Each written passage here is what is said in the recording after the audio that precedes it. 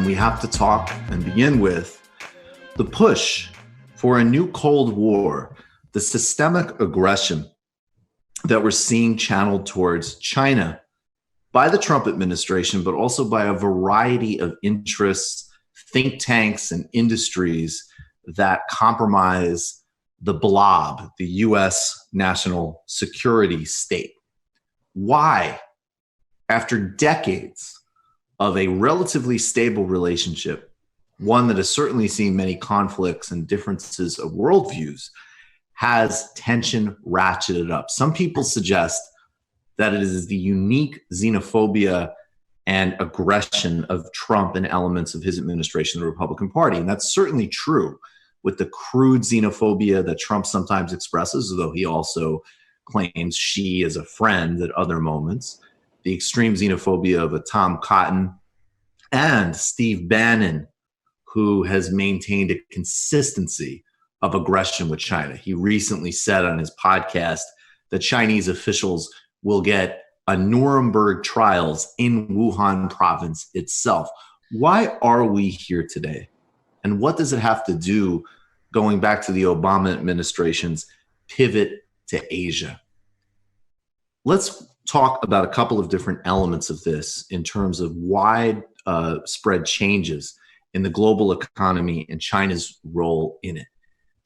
For a very long time, there was a stable relationship built on a very simple exchange, which is that the United States would get cheap goods manufactured by cheap labor in China, brought back to the United States to fuel a consumer base that would buy its necessities from Walmart, as an example. That cheap consumer goods could keep the American consumer going, even as inequality skyrocketed and real wages were stagnant. China, in turn, could develop its own economy, but not in a way that really posed any systemic challenge to U.S. global hegemony in a post-Cold War world. This has started to change over the last several years.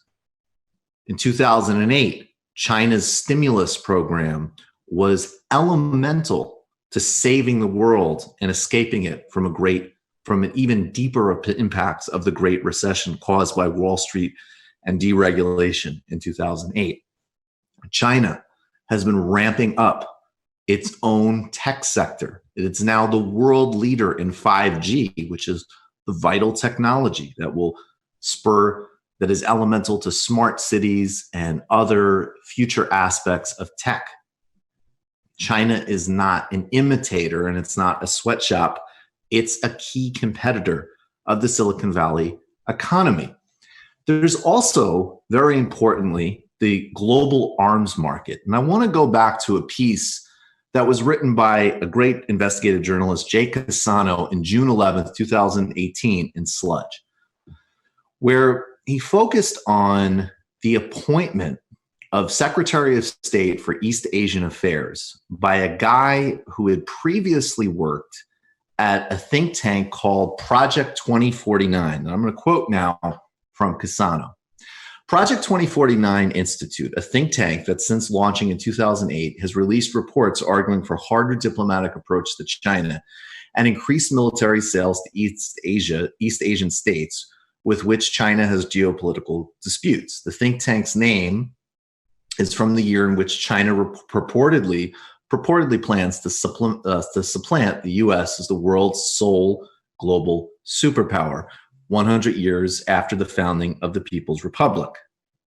And he goes on to talk about how the site lists, I'll quote again, the site lists amongst its funders several major defense contractors, such as Lockheed Martin, Northrop Grumman, as well as branches of East Asian governments and embassies, such as the Embassy to Japan and the Taiwan Ministry of Defense. And this guy, Shriver from the Institute, was pushed through by Bannon back in 2017 in East Asian affairs as part of a much more hawkish approach to China. Bannon himself had been repeatedly saying that a war with China was, in some respects, that a war with China was inevitable. We also have let's look at some overall numbers here in terms of global arms. Global arms and military sales have been up. In 2018, global arms sales topped off at over 240 billion. American companies accounted for 59% of total arms sales in 2018. And of course, the big players in this game were Lockheed Martin, Boeing, Northrop Grumman, and Raytheon. But there's more competition in that market. While sales are up, there's much more competition in the marketplace before. And American manufacturers are worried about China's growth. In 2019, Chinese defense companies skyrocketed on the global stage. Out of the top 15 highest performing defense companies in 2019, 6 are from China. Chinese weapons are becoming more advanced in recent years. China's undercutting highly priced American weapons manufacturers, and it's no longer the case that the US and Western Europe have a monopoly on the weapons market. The Trump administration has been a boon for the US defense industry.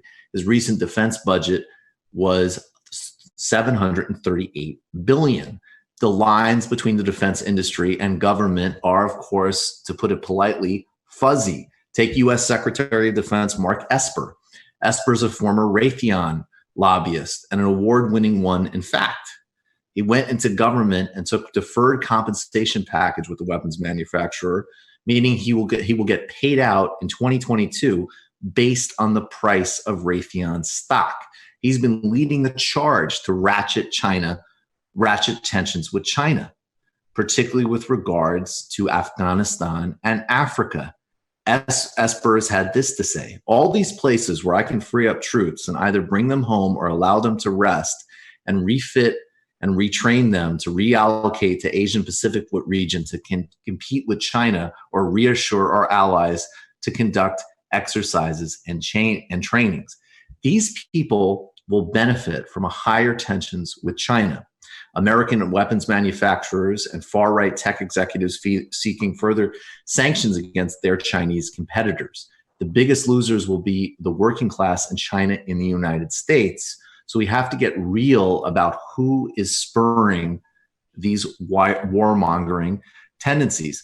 There's also a new report, and we'll get into this more next week, by Eli Clifton in the Responsible Statecraft blog for the Quincy Institute, where he talks about the connection between Robert Mercer, who's of course one of Donald Trump's biggest donors, and the Epoch Times.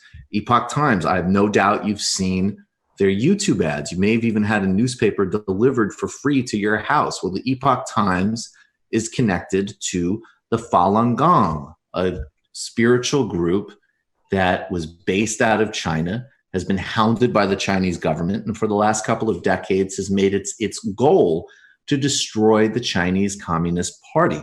They are connected to the Mercers and to other aggressive interests seeking to undermine the Chinese government and to spur an aggressive, hawkish approach to China. As I've said many times, there's a variety of things to discuss in a very complicated relationship and a profoundly complicated civilization and country. But we have to look at the very clear material drivers behind this enhanced aggression, which of course is only accelerating post-corona.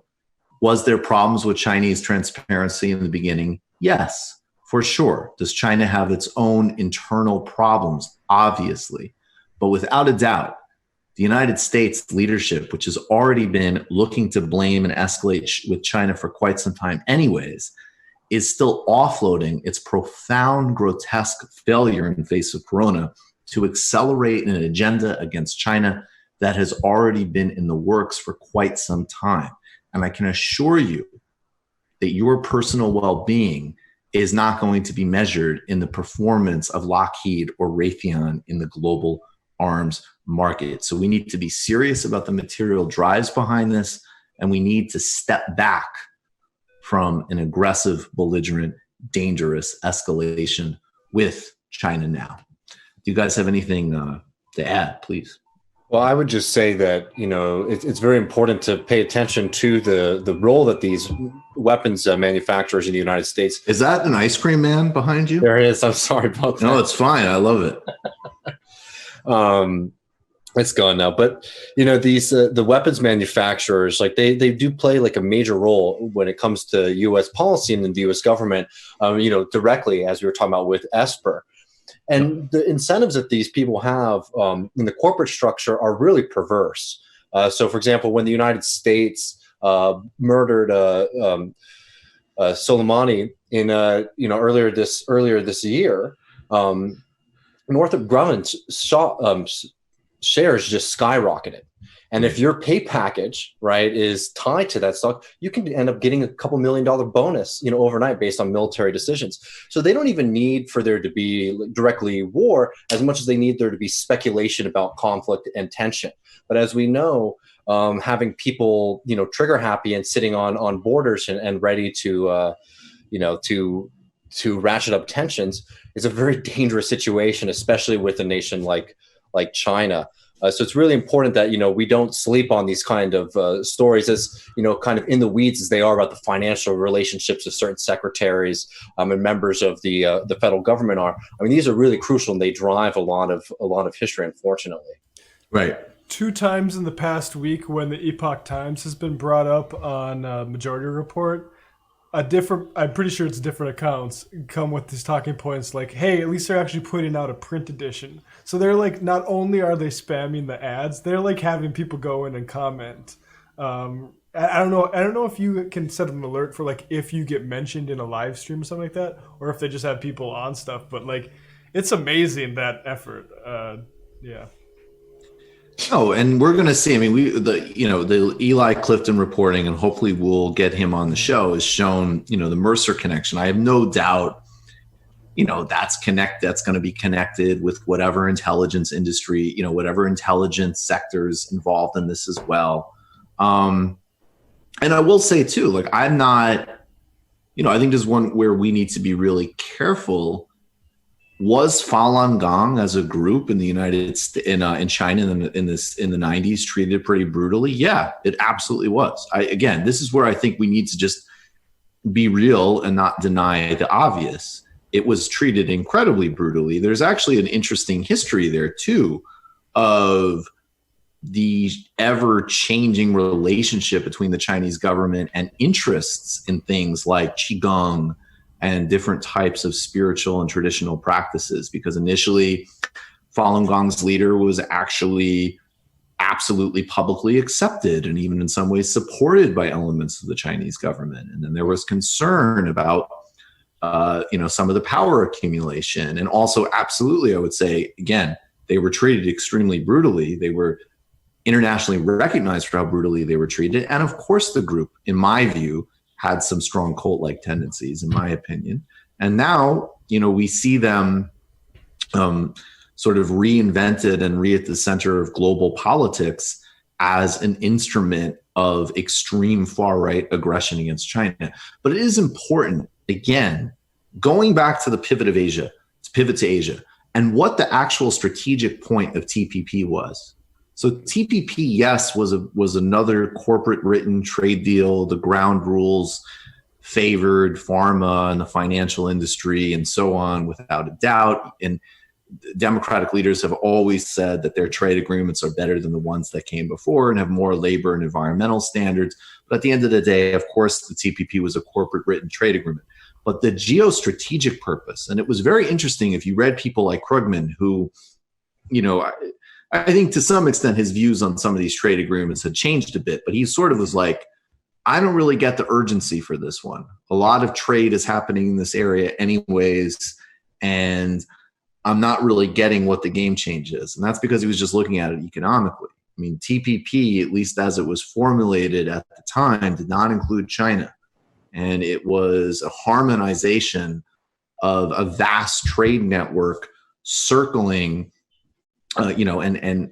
Chinese, perceived Chinese interests, and obviously in, deepening the relationship with a place like Vietnam as an example. So this tendency and the concern from Silicon Valley and the concern from the arms manufacturers this is deep and bipartisan stuff. It's also why, again, that the Biden ad doesn't happen in a vacuum. And I want people to look at it in a more, I want people to recognize that might be a political winner. Frankly, people should be real about that. I also want people to realize more ominously that it isn't just like, oh, let's just slap out some xenophobic ad. This stuff is deep in the foreign policy establishment. Is it more belligerent and dangerous with Bannon and so on? Absolutely. But if you even look at, a venerable scholar like Orville Schell, who's been kind of like one of the great mainstream scholars, and he's really worth reading. I'm reading a great book called Wealth and Power, China's Long March to the 21st Century right now. It's a really, really good book with a very nuanced treatment of figures, including Mao. But, Schell is in, places like the Asia Society. Again, people shouldn't look at these things conspiratorially, but this is where the intellectual infrastructure of U.S. foreign policy gets created in places that had been much more liberal, and we have to just keep pushing trade and building the relationship and, cajoling on human rights. Now these places are putting out, much more measured, but they're putting out documents on strategic competition with China, the changing dynamics. This is where we are, and we need to really clearly understand the interests that are driving where we are now. And again, that really actually is, in many respects, entirely independent of what you think of the Chinese system one way or another, unless you want to build a fantasy that it is like a modern day Nazi state. And that is crazy. Yeah, that really needs to be pushed back on. And I don't mean that, I'm talking literally just from an expansionist perspective. I'm not even talking about that is an extraordinary historical comparison to see people start to trot out. Mm-hmm. Well, I would just add about what you're saying about like the think tank apparatus in DC. It's incredibly important, and you don't have to be conspiratorial to understand that like having like the knowledge creation powers in that city are very important and powerful.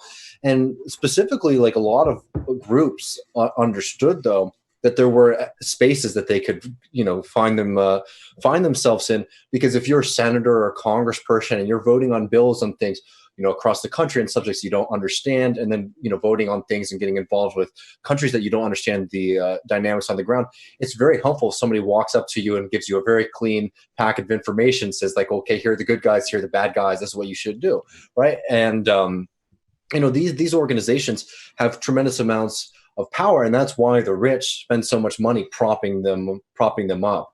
The kind of like think tank industrial complex is a real threat, just as strong as the military industrial complex. And it's just like if you spend time in DC, you really start to see how influential and prevalent these organizations are, and also how divorced they are from like popular support. It's really easy if you just have the money and you have the office and you can pay for a few people to be spokespersons for organization. You can make it seem like you have a constituency in another country, right? And that's why they've been so influential. It's important for us to try to counteract that as much as we can. Obviously, we don't have the ears of as much of those people in power, but it's definitely something that we should pay as much attention to as we do the weapons manufacturers. You just watched a Michael Brooks show video. Subscribe to get them all. Why wouldn't you? Don't be foolish. Click subscribe below and become a patron as well.